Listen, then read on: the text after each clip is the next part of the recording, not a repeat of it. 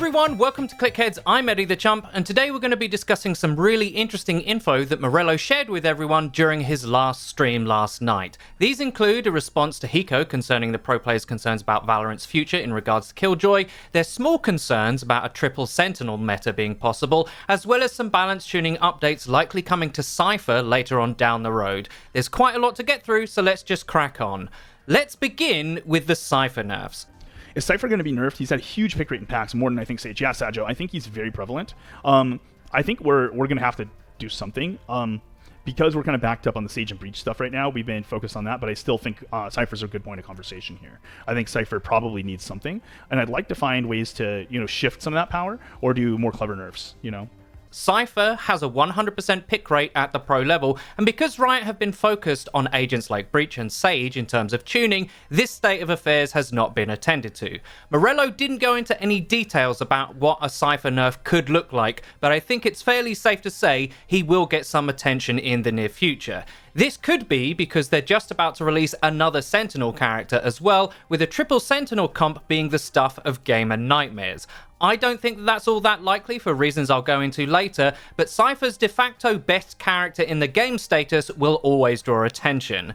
A really interesting detail about how they might approach his nerfs is in how they try to avoid power creep. Morello noted that when agent kits have overlap, they want to make sure they don't do each other's jobs better than intended. So as an example that he gave, when we had the clog meta, that's largely because Cypher did Sage's stall job almost as effectively as she did, which is in turn why they took the slows off his cages. Instead of buffing one Sentinel to match the other, and therefore getting into that destructive rising tide raises all ships power creep dynamic, they try and take stuff away that really is meant for other agents. So in the context of Killjoy being added, Cypher and her overlap is meant to still be distinct enough so that you have to make compelling choices. Killjoy is meant to be hard to approach, just like Cypher, but for different reasons. Killjoy is not meant to have the same recon capacity of Cypher, which is frankly why he's so good, controlling a lot of the map through his camera and traps. If she does do that through her alarm bot and turret, they'll look for a way to separate out those functions.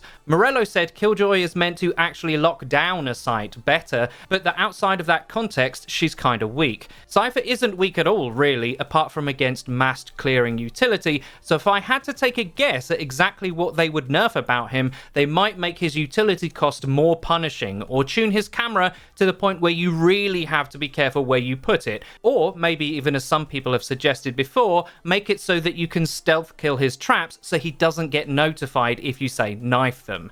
I'll ask you guys a question: what would they have to do to Cypher to make him a good option instead of a must pick that he is currently? So now let's deal with this triple Sentinel meta concern he expressed. It was part of what they're going to pay close attention to when Killjoy releases. As with any new agent and new utility entering the sandbox, Morello mentioned that internally there are things they expect to happen and things that they're going to watch closely for. During the conversation, he expressed the idea that a Sentinel meta might be possible, but that he thinks there are serious in-game limitations if you chose to play that way. If you took 3 Sentinels in Sage, Cypher and Killjoy, that meant you'd only have 2 slots open for smokes and flashes. That is not an awful lot, and that their belief is these poor options on attack would dissuade most players from choosing that. Now, obviously, they can't 100% predict how everything is going to pan out, and he did acknowledge that a team could feasibly play 3 Sentinels and just have their game plan be crush on defense and go from there. But from my point of view, it's possibly the least flexible comp you could make. As I've mentioned, this might also be a side concern with Cypher's strength that we've already discussed. I don't think triple Sentinel is likely, but if we find ourselves there in a week or two, then I do trust Riot to make the necessary changes. Now, moving on, as you can imagine, being his first stream since the reveal of Killjoy, a lot of the conversation revolved around her, and I want to show you this clip of a kind of off-the-cuff response to Hiko's initial impressions of the new agent and her kit. Now, I said at the time Hiko's take was kind of warm, and Morello shares this viewpoint, perhaps even being a bit stronger than we were. But it is important to stress that Hiko's take was from before we knew how much damage the turret would do, so he might have changed his stance since then. With all that said, here's what Morello had to say. Hiko's a good guy. I like him as a streamer. I like him as a pro, and I think he's generally a pretty smart guy. Once in a while, he says some really boneheaded shit, and I think his take on Killjoy is really boneheaded. Not that he's like, oh, I don't like it, or I think it's a problem. That's super fair if he has critiques or worries. the worries of putting a turret character in a game, especially that was before he saw the numbers and everything, that might have changed his mind, is this game is going to become Overwatch, is some fucking Scientology level conspiracy. Like, shields and dedicated healers and all the stuff that's in Overwatch that makes Overwatch an action RPG shooter, not a tactical shooter, have nothing to do with Torbjorn. They have everything to do with Soldier 76 is pumping 500 damage a second into you, and you need somebody to stop that or everybody dies immediately.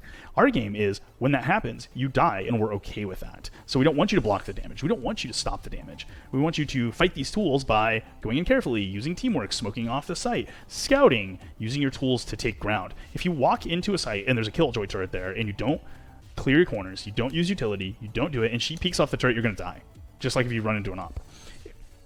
I think saying that if we add a turret, this game becomes Overwatch is really just doesn't make any sense to me. And I think it's really extrapolating, like, you know, it makes sense, but it makes sense that somebody could feel that way, but it doesn't make sense logically. It just doesn't make sense rationally, and it's not where we're taking the game. It's just not. Like, Killjoy's been in the game longer than Breach has.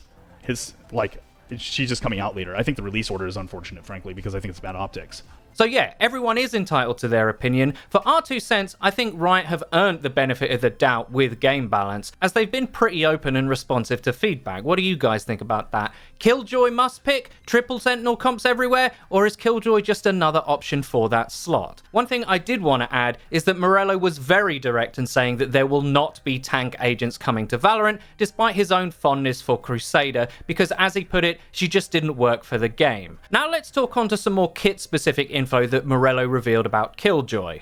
He noted the Alarm Bot and Nanoswarm are not invisible, but instead stealth abilities, as in they work similar to Cypher's tripwires. If you get close enough, they will be revealed to you and you can destroy them. I theorized that you would be able to stop a nanoswarm post-plant by shooting it, and that turns out to be true, but only if you shoot it before it's activated, which is fair enough. Killjoy's ultimate is also slightly different to what was shown in the reveal video. Its radius is in fact smaller than what was shown, so players worried about its immense size there can relax a little bit. It also does not require line of sight and only affects enemies, so if you're within its radius, a wall will not save you, and that's really key to understand. Run away or destroy it. Those are your outplay options. And just because her ult won't hit friendlies does not mean the rest of her stuff won't. Just like all other damage abilities, Killjoy's kit can hurt allies if they get in the way. I imagine the damage is reduced, just like Raze as an example, but still, that's good to know. One detail I hadn't even thought about is what kind of tagging will the turret do to players? Well, Morello clarified that the turret does slow opponents down when they get hit by it, but not as much as, say, getting hit by a player weapon. If the tagging on the turret was severe, I could see that being a real problem. So we'll just have to wait and see what that slow effect is actually like. It's also, I imagine, a really easy tuning point for her. If the tagging is too strong, it will be reined in pretty quick. As a final detail, Morello also noted that Killjoy represents the last agent in the core roster of Valorant, as in what they see as the complete picture of Valorant's tactical base. She has actually been in the game longer than, say, an agent like Breach, as an example, and that from here on out, agent releases are not just sitting there ready to go, but being worked on constantly. He also mentioned in passing, don't expect another duelist before the controller and initiator lineups are more equal to everything else. So going out on a massive limb, I think Agent 13 will be an initiator, but that's still a way off anyway. Next up, Morello took some time to talk about what he called breaking utility, as in things like flashbangs, etc. Stuff that can move defenders off angles and the like. The discussion for this has largely been focused around the strength of, say, a classic flashbang from Counter-Strike. Now, Frito and myself do think that flashes need a power boost. It is especially relevant when addressing the op meta or relative power of that gun in certain ranks. Well, Morello aligns with us in some areas and not in others. He says a classic flashbang is one of the most powerful abilities you can have in a tactical shooter, going as far to say it's potentially even more powerful than Raze's ultimate. And when I first heard that, I was like, nah, come on, that's just not true. But a classic Counter-Strike flashbang in Valorant would be immensely powerful. Let's not get it twisted. It's why I want them in the first place, and they'd be especially powerful if there was like 10 of them in the round like there are in that game. Morello also said that if they just gave an agent a classic flashbang, it would relegate all the others to irrelevance. That I can see as being true, and I do agree a middle ground is where we should be placing our expectations. The thing with this kind of utility is, it's one of the only ways for people to overcome the natural defender's advantage that is present in these kinds of games. Say there was no utility and you just had to dry peek everything. Defenders would, for the most part, just farm. Especially as in this game, everyone can have have an AK at any moment. In Counter-Strike, the defenders' weapons are worse by design, and saving an AK was rewarding as their economy was also more punishing. A lot of that nuance isn't in Valorant, so pocket nuke flashbangs aren't as required, but I do feel that the flashes that are in the game are not quite strong enough. Just watch Drone for TSM play Phoenix. He has to be so perfect in how he plays or he just gets shut down, and that's because Phoenix's flashbangs are very counterable. Because they don't last that long, the timings of the plays that you can make with them are quite predictable, meaning that you get blind fired through them quite a lot. That's not really a fair exchange in my opinion. Omen's paranoia is amazing though, with Morello noting it could even be overpowered. It's not going to catch a nerf or anything, so don't worry, but expect some adjustment to other agent kits to make this breaking utility exchange a bit fairer. Morello also further clarified where Raze is going to get tuned back. He's spoken about this before, but he made it abundantly clear that what they're focusing on is how Blast Pack functions. They want to keep the movement and zooming around emergent gameplay because that's fun and cool, but that it's kind of mid-gunfight COD C4 damage utilization is something that they think is unhealthy. Now, not to humble brag or anything, but we on this channel play the game at a fairly decent level, being high diamond and playing with or against immortal players in most of our matches. The Razes at this level are very adept at using Blast Pack in exactly this way, and it can at times be a little bit oppressive.